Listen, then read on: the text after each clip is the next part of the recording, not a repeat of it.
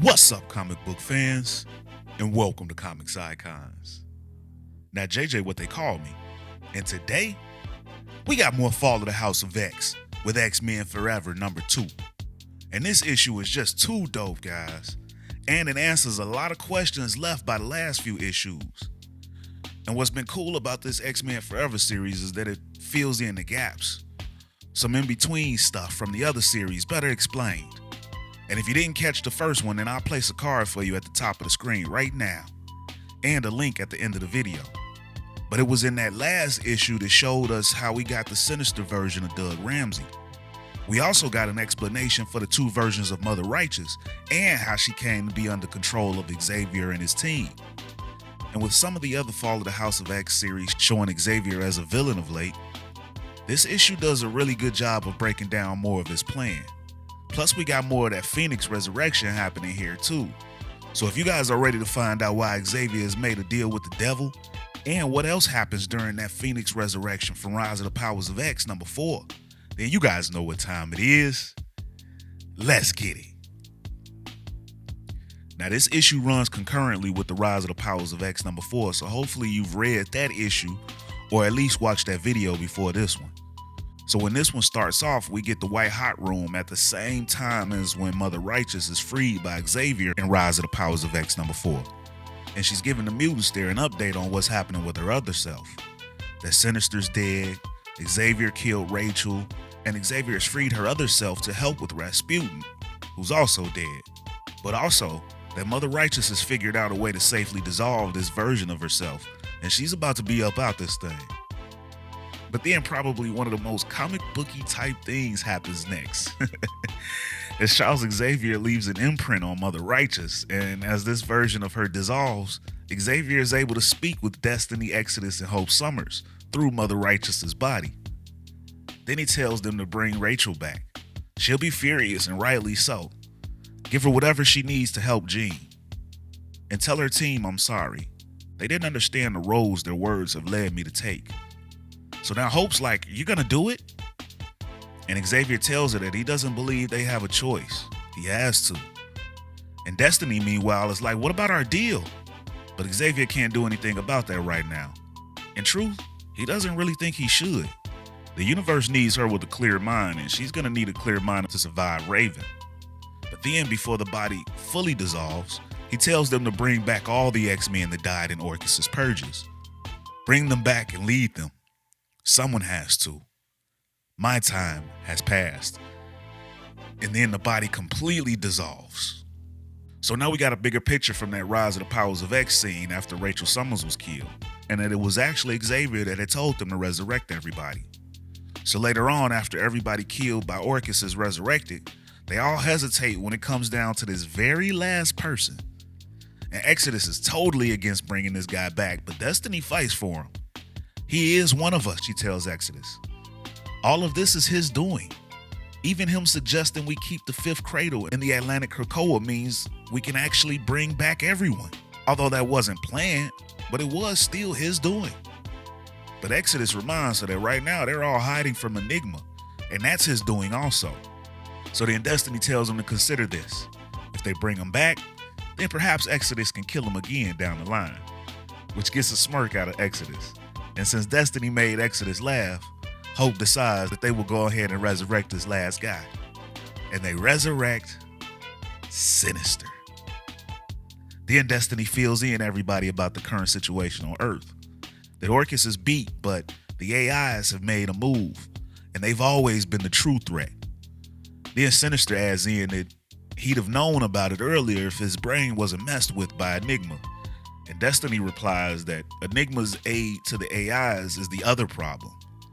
He will be making moves and he is absolutely unpredictable. But our advantage is that he is presently unaware of our plans. But that is unlikely to last. Then what she says here is important because she begins to tell them about Xavier's full plan. That he's joining the AIs for two purposes. First is to keep the mutants alive. The AIs are about to strike in a way to kill them all. As he collaborates, mutants will be spared, promised a pretty cage. However, Xavier will inevitably be used to kill humans.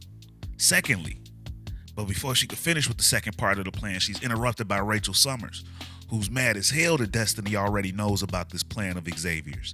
And she asks Destiny, how can she do this? But then Sinister chimes in that, well, he does count 3 supervillains in the room. So Rachel then looks to Hope and asks what about her? But Hope responds that she's a soldier, not a hero. And this is war. There were always going to be casualties. For once, the humans are going to share the cost. So now Rachel is pissed and she's like, my team convinced Xavier not to throw away Krakoa by killing Moira. And they did, Exodus proclaims. They convinced Xavier that the dream of Krakoa was too important. So Xavier's dream is Xavier's dream no longer. The dream is the dream. Xavier is Xavier, and Xavier is gone. He is martyring himself for that dream, for a chance of a new Krakoa. He won't be alone in that. So wow, y'all, did y'all catch that? He said that Xavier is martyring himself. But then Exodus continues, and he asks Rachel, what would you have done to prevent your timeline where you were whipped like a dog to hunt your peers? Would you do what Xavier will do? Would you have gone as far as Bishop did? What are your limits, girl? Then Hope adds that it's already done. We make the best of what we can here. Maybe we're all wrong, maybe it's for nothing. But let's fight as hard as we can, as it's all we have left.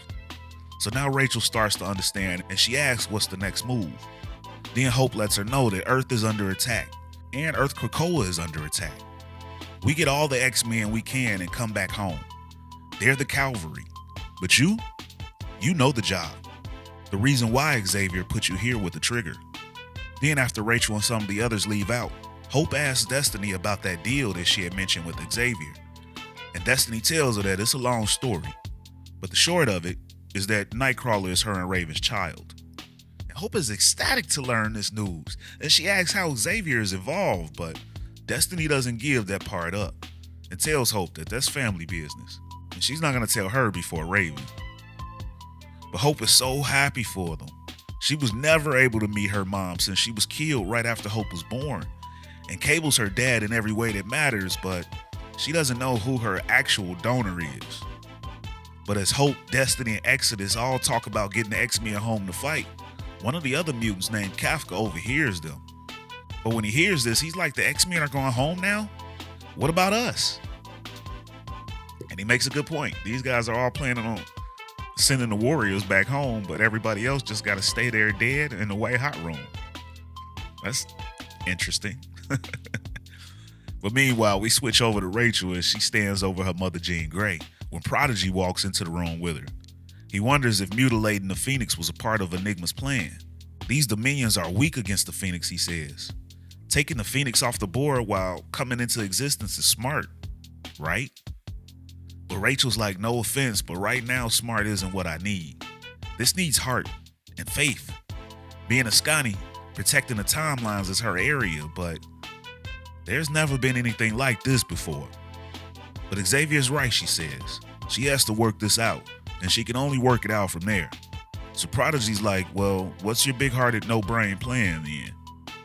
Then she tells him that it's a 2-step plan, and the first part requires him. And now he's kind of freaking out, like, what are you doing to me? But Rachel tells him that since he was connected to the Mcron crystal, which we all saw back in the Dead X-Men series, that he has all those dimensions inside of him now, some of which have the Phoenix in them. So she's taking the essences of all those realities and imprinting them into Krakoa itself, like a blueprint, and then throwing it all into a pyre. So now Prodigy's like, you're gonna kill Jean? But she's already dead. This is Phoenix heaven and hell. What fire can burn Jean Grey? But Rachel tells him that she thinks she's got an answer for that. But it's really about what happens when they do. Phoenix is all about rebirth, but this is something more. She thinks the Phoenix is at the end of its existence. It has to be recreated, and it needs a lot to do that. You give a blueprint, but it needs to burn hotter than anything. Jean is already dead. We kill her. And killing someone that's already dead is a double negative, Prodigy responds. And Rachel adds in negative to positive, or paradox. So, infinite life. Phoenix. Or that's what she hopes, she says. And if not, There's a step 3, which is a lot, and she wishes that she could be there to put theory into practice, but it's time to go home and kick some ass. Then later, as Sinister is using Doug Ramsey's genes to get them all home from the White Hot Room, he wonders if this was always Xavier's plan, to murder him to get him there.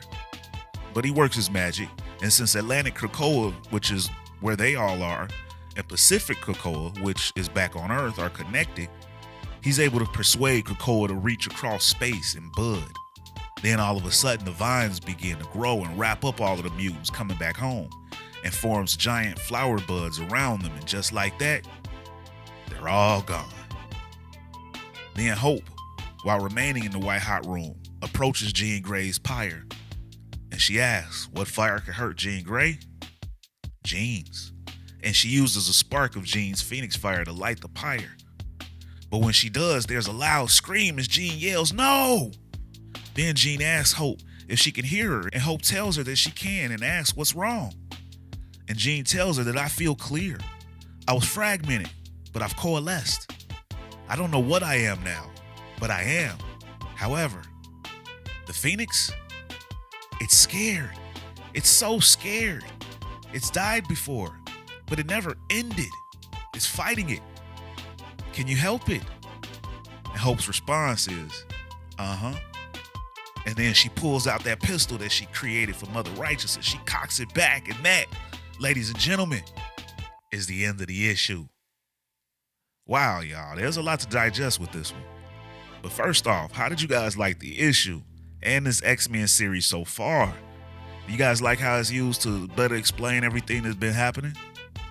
But how about that Xavier plan? His true plan is to martyr himself. What do you guys think about that? He's maybe not going all the way villain, but he is still willing to wipe out humans to get the job done. So that's still pretty radical, I think. But then the whole Phoenix thing with killing it to rebirth it essentially.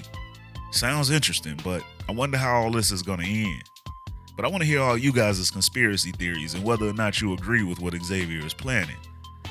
And as always, if you guys enjoyed this video and this channel, and you'd like to support the channel, then you can do so by stopping by the Comics Icons store and picking up some of this dope new merchandise, including the background music you heard here in this video. Or by joining the Iconic Fan Club channel membership, and there'll be a link in the description to join. But with your membership, you'll gain access to weekly interactive live streams with yours truly, where we could talk about everything that's been going down in these issues, as well as ones that you'd like for me to go over in the future and other comic book news. Plus, you guys will get loyalty badges, member shoutouts in these videos, and up to 20% off Comics Icons merchandise from the Comics Icons store. And now we've got new tiers to the memberships as well, starting at just 99 cents. Or you guys could donate to the channel with a super thanks. And if you guys aren't able to do any of that, then you can still be a tremendous help to this channel's future by dropping a like, share, and subscribing to Comics Icons for more icons in the comic book world. But ladies and gentlemen, it's about that time. I'm out. Peace.